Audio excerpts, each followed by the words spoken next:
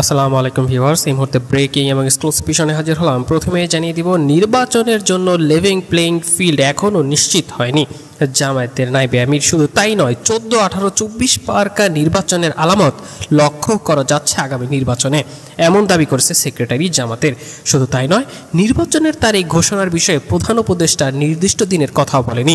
জামাতের এমন বক্তব্যের মানে কি দাঁড়ালো এবং সেই সাথে এর ব্যাখ্যা কিভাবে এসেছে 24, 18 এবং 24 মার্কা নির্বাচনের, তার এক্সক্লুসিভ কিছু তথ্যও জানতে পারবেন। গণঅভ্যুত্থান না হলে নির্বাচনের স্বপ্নই দেখতেন না আপনারা, নাহিদ ইসলামের বার্তা।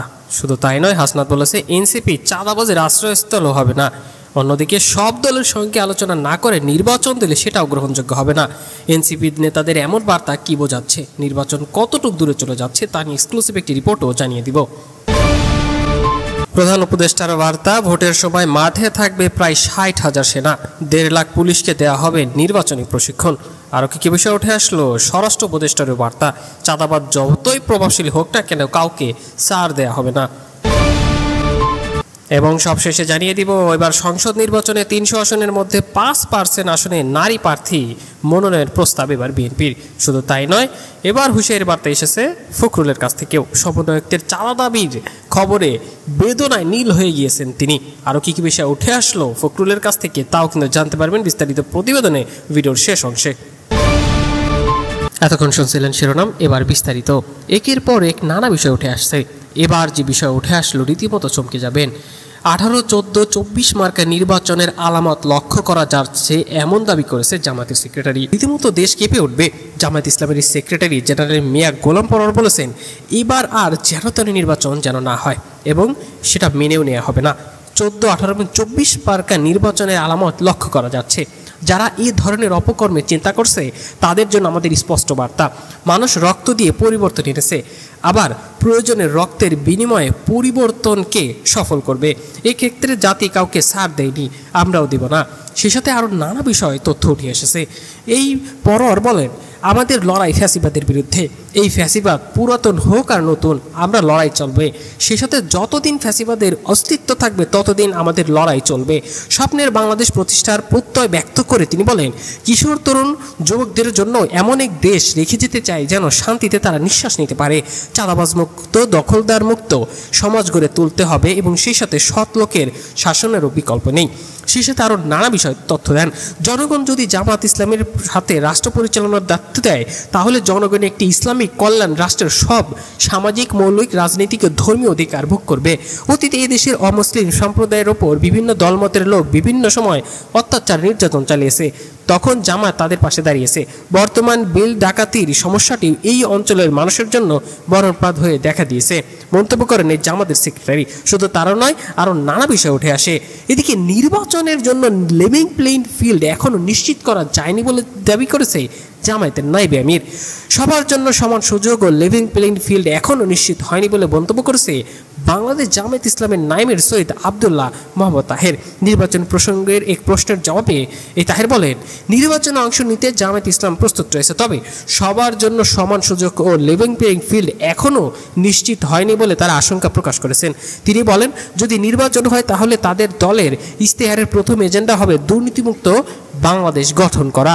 এরপর নিরপেক্ষ ও অবাধ গ্রহণযোগ্য নির্বাচনের মধ্য দিয়ে জনগণ যে রায় দিবে জামায়াত ইসলামী তা মাথা পেতে নেবে বলেও তাহের বলেন। সে সাথে অতীতে সরকারি কর্মকর্তা কর্মচারীগুলোতে পিএসসির রাজনৈতিক দলগুলো নিজেদের মতো লোক নিয়োগ দিয়েছে বলে অভিযোগ তুলেছেন বাংলাদেশ জামায়াত ইসলামের এই নায়েবে আমির। তিনি বলেন, আমরা চাই একটি স্বচ্ছ, মেধাভিত্তিক ও দল নিরপেক্ষ পাবলিক সার্ভিস কমিশন অর্থাৎ পিএসসি, যাতে দেশের প্রশাসনে আরও কোনো স্বৈরাচার প্রেতাত্মা শাসন করতে না পারে। সৈয়দ আবদুল্লাহ তাহের বলেন, অতীতে অনেক মেধাবী তরুণ রাজনৈতিক পরিচয়ের কারণে চাকরি থেকে বঞ্চিত হয়েছে বা চাকরি হারিয়েছেন, যার ফলে সবচেয়ে বেশি ক্ষতিগ্রস্ত হয়েছে রাষ্ট্র। তিনি বলেন, আমাদের পাশের দেশগুলোতে পিএসসি নিয়ে কোনো আফসোস হয় না, সে সাথে বা আপোষও হয় না, যোগ্যতার সুযোগে দিতে হয়, কারণ রাষ্ট্রকে শক্তিশালী করতে হলে প্রশাসনে মেধার মূল্য নিশ্চিত করতে হয়। শেষে তিনি বলেন, নির্বাচনের জন্য লেভিং প্লেইং ফিল্ড এখনও নিশ্চিত হয়নি। নির্বাচন এই মুহূর্তে দেওয়াটা কতটুকু যুক্তিযুক্ত আপনারা মন্তব্যে জানাবেন।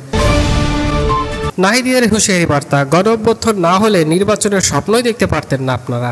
গণঅভ্যুত্থান না হলে নির্বাচন স্বপ্নই দেখতেন না, আরও 4 বছর অপেক্ষা করতে হতো।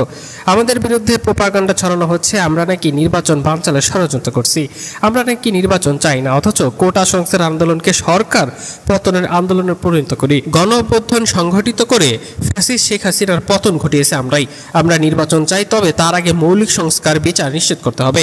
জামালপুর শহরের তামালতলা থেকে এই বার্তা দেয়া হয়। পদযাত্রা শেষের অনুষ্ঠানের পথসভায় নাহিদ ইসলাম বলেন, জাতীয় ঐক্যমত কমিশনের সভায় জাতীয় নাগরিক পার্টি অংশ নিয়েছে। সেখানে আমরা বলেছি জাতীয় সংসদের একটি উচ্চ কক্ষ থাকবে, সেখানে প্রত্যেক রাজনৈতিক দলের প্রত্যেক ভোটার অনুপাতে প্রতিনিধিত্ব থাকবে। পিআর পদ্ধতিতে উচ্চ কক্ষের প্রতি নির্বাচনের ঐক্যমত হয়নি।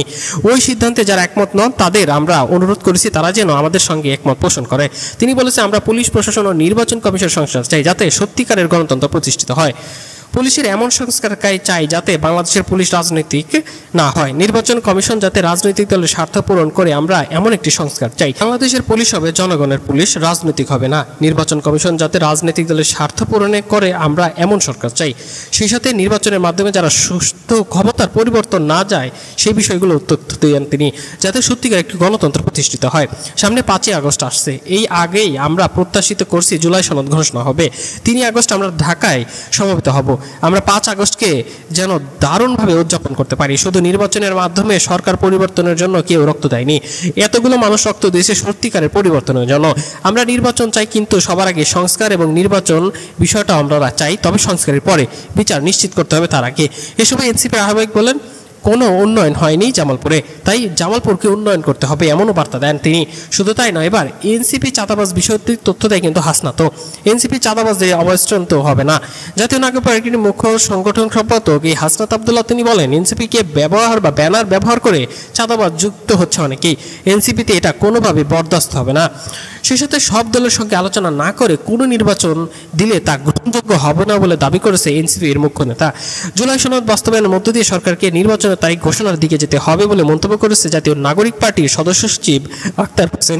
তিনি বলেন, সব রাজনৈতিক দলের সঙ্গে আলোচনা না করে সরকার নির্বাচনের দিকে অগ্রসর হয়, সেটা যে গ্রহণযোগ্য হবে, এমনও বার্তা দেন।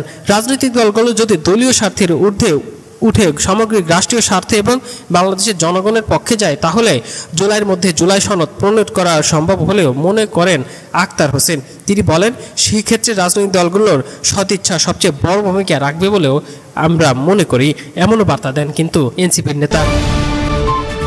এবং সবশেষে তুলে ধরতে যাচ্ছি, ভোটের সময় মাঠে থাকবে 60,000 সেনা, 1.5 লাখ পুলিশকে দেওয়া হবে নির্বাচনী প্রশিক্ষণ। ডক্টর ইউনূসের পক্ষ থেকে এমন বার্তা আসলো আসন্ন জাতীয় সংসদ নির্বাচনের উপলক্ষে আইন শৃঙ্খলা রক্ষা ও ভোটারদের নিরাপত্তা নিশ্চিত করতে সরকারের বাংলাদেশ সেনাবাহিনীর 60,000 সদস্য মোতায়েন থাকবে। এছাড়া নির্বাচনী প্রশিক্ষণে পাবে 1.5 লাখ পুলিশের সদস্য, এইদেরকে প্রশিক্ষণ দেওয়া হবে। তাদের 3 মাস ব্যাপী প্রশিক্ষণ কার্যক্রম শুরু হবে সেপ্টেম্বর মাস থেকে। বৈঠকে ডক্টর ইউনূসের পক্ষ থেকে বার্তা এসেছে। সে সাথে পররাষ্ট্র একাডেমিতেও সাংবাদিকদের সঙ্গে আলাপকালে প্রধান উপদেষ্টার প্রেস সচিব শফিকুল আলম জানান, পুলিশের মহাপরিদর্শক আইজিপি বৈঠকে জানান, আগামী সেপ্টেম্বর, অক্টোবর ও নভেম্বর মাসে দেশজুড়ে 1.5 লাখের মতো পুলিশ সদস্যকে ট্রেনিং দেওয়া হবে। নির্বাচনকালী শান্তিপূর্ণ পরিবেশ বজায় রাখতে পুলিশ, সেনাবাহিনী ও বর্ডার গার্ড বাংলাদেশের মধ্যে সমন্বয় বাড়াতে জোর দেওয়া হয়েছে। সে সাথে নির্বাচন সংক্রান্ত প্রচার একটি দ্রুত কেন্দ্রীয় মিডিয়া সেন্টার গঠনের পরিকল্পনা রয়েছে ইউনূস সরকারের। তারা এই কেন্দ্রীয় মনিটরের মাধ্যমে পুরো একটি নির্বাচন প্রক্রিয়া সম্পূর্ণ লাইভ দেখানোর পরিকল্পনা রয়েছে তাদের।